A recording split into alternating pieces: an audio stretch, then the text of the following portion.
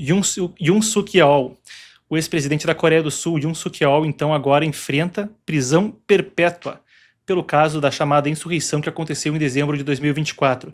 É um caso absolutamente controverso, polêmico, gente que diz que o que ele fez foi um ato de estado de sítio para tentar estabelecer ordem e governar o país. Outros dizem que ele teria tentado uma espécie de golpe de estado para estabelecer governo militar, governo autoritário.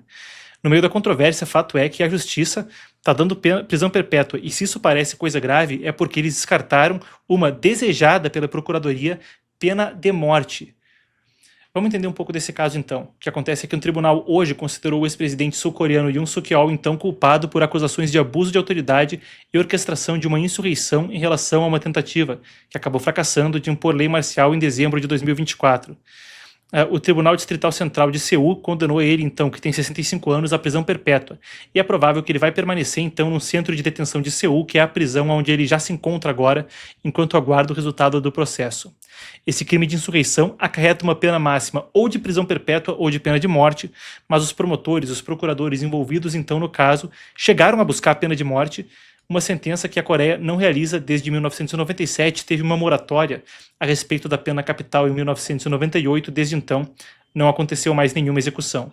Tem 7 outros réus nesse caso, inclui o ex-ministro da Defesa Kim Yong-hyun, ex-altos policiais também foram condenados ao lado dele. O juiz Ji Kwi-yoon disse ao tribunal que o Yoon havia conspirado então o ex-presidente com Kim Jong-un para subverter a constituição do país, enviando tropas para a Assembleia Nacional para interromper as atividades parlamentares. Então, esse foi o julgamento do tribunal, é um caso absolutamente complexo. Vocês vão lembrar que enquanto houve muita inquietação e tropas foram sim despachadas, a intervenção, o estado então de sítio declarado, esse estado de emergência do Yoon Suk Yeol, durou coisa de 6 horas. Rapidamente a Assembleia, os deputados entraram à força na Assembleia, votaram no fim daquilo e então começou a queda política de Yoon Suk Yeol, num caso que repercutiu pelo mundo. No final de 2024, você que já acompanhava a gente aqui talvez tenha assistido, se não acompanhava aqui talvez tenha acompanhado em algum outro canal, afinal de contas foi amplamente notório. Yoon Suk Yeol é um líder direitista que muito frequentemente é comparado a outros líderes pelo mundo, assim como são comparados os seus problemas na justiça. Jair Bolsonaro no Brasil, Donald Trump nos Estados Unidos, Marine Le Pen na França, Alice Weidel e o partido AfD na Alemanha, e por aí vai. O tipo de atrito que há entre o judiciário e essa figura muitas vezes é comparada com esses líderes que eu citei. Vamos tentar entender isso mais a fundo então, nos seguintes termos: prisão perpétua ou pena capital é para tanto. Segundo, o que foi esse estado de sítio que ele declarou.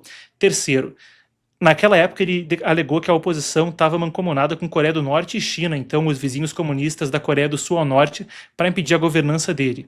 Era esse o caso? Quem vai responder isso não sou eu, mas a gente vai conversar com nossa editora de China, lidando também com assuntos de Eurásia, Emanuele Coure, na sequência. Chama a transição, vamos para a entrevista então, desdobrar esse caso do Yoon Suk Yeol.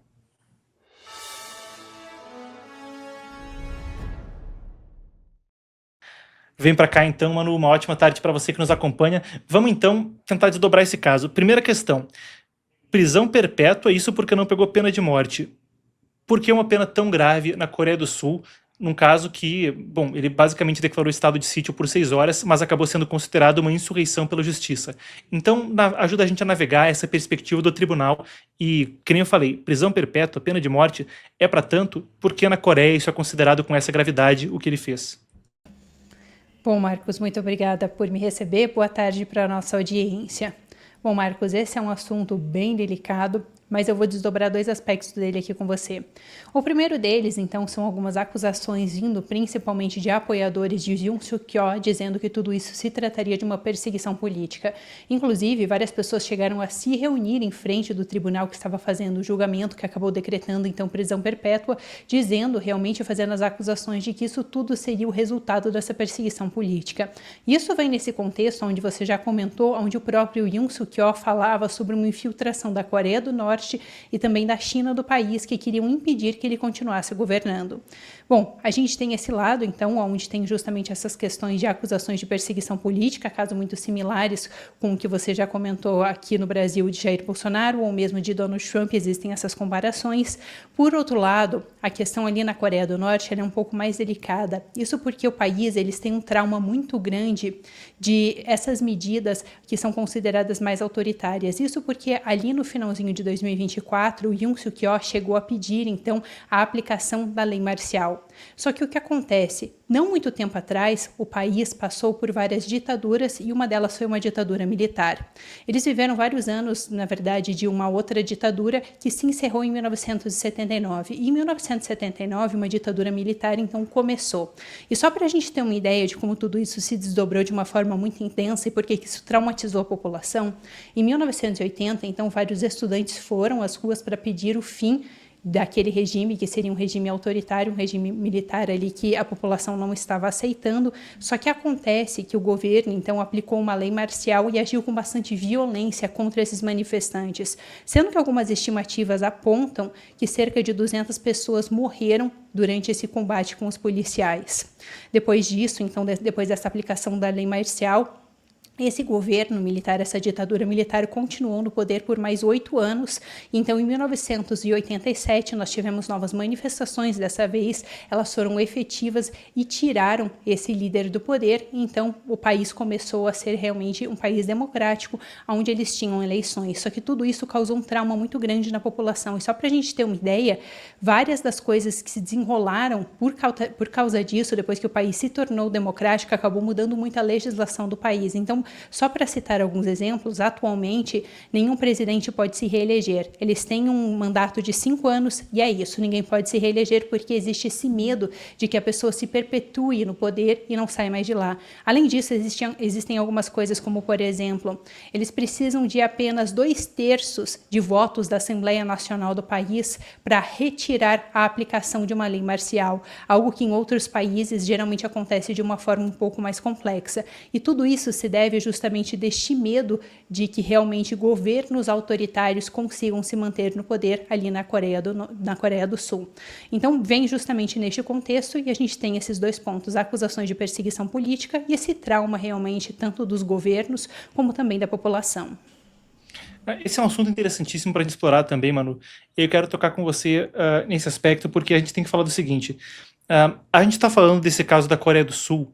E ali é uma situação na qual, quando esse estado de sítio foi declarado, quando esse estado de lei marcial foi declarado pelo Yoon Suk-yeol, ele acusava que não estava conseguindo impedir ações que, dizia ele, eram coordenadas entre a sua oposição, na época então a esquerda sul-coreana, e a Coreia do Norte e a China. Ele acusava que os comunistas chineses e norte-coreanos estavam infiltrados na oposição, isso aí estava causando empecilhos que impediam o país de ser governado e essencialmente colocavam ele a interesse de outros países, de países estrangeiros. Então, eu quero entrar agora no mérito do que aconteceu naquela época, conforme o Yoon Suk-yeol nega que ele estava tentando uma insurreição, mas que estava implementando aquilo para tentar algum tipo de reação. Você tem acompanhado de perto a ação do Partido Comunista Chinês em outros países da Ásia, então ajuda a gente a explicar, ajuda a gente a entender, melhor dizendo, o que ele acusava na época. Essas preocupações foram endereçadas, elas ainda persistem, porque tem uma história à margem da história da prisão do Yoon Suk-yeol e da condenação dele agora, que é aquilo que ele acusava estar acontecendo e aquilo que se desdobrou na política sul-coreana posteriormente, com amplas implicações para os países vizinhos e mais amplamente outros parceiros da Coreia do Sul. Bom, Marcos, então, na verdade, este é um dos pontos que torna a situação ali tão complexa, porque justamente, então, Yoon Suk-yeol fazia várias dessas acusações de que o principal medo dele e o motivo dele ter aplicado essa lei marcial era justamente a influência que o Partido Comunista Chinês tinha ali da Coreia do Sul. E, de fato, existe uma influência muito, muito grande da China ali, da Coreia do Norte também. No entanto, a China, como um país que tem mais poder para aplicar realmente essas campanhas de influência, eles têm conseguido realmente se infiltrar ali dentro do país. Só para a gente ter uma ideia, depois que aconteceram essas novas eleições que elegeram o novo presidente da Coreia do Sul, quando todo esse processo eleitoral se concluiu, várias acusações acabaram vindo à tona de dentro do próprio país ali, de pessoas que apoiavam Yoon Suk-yeol, dizendo que teve grande influência do Partido Comunista Chinês naquelas eleições. A questão ali, basicamente, não tiveram acusações de que, por exemplo, houve uma fraude ou algo assim. As acusações seriam de que o Partido Comunista estaria se infiltrando, principalmente através da mídia ali da Coreia do Sul, para tentar convencer as pessoas em votarem em uma pessoa que fosse mais alinhada com o seu regime. O que a gente viu que de fato aconteceu, porque esse novo presidente sul-coreano é uma pessoa muito alinhada com o Partido Comunista Chinês e também com a Coreia do Norte.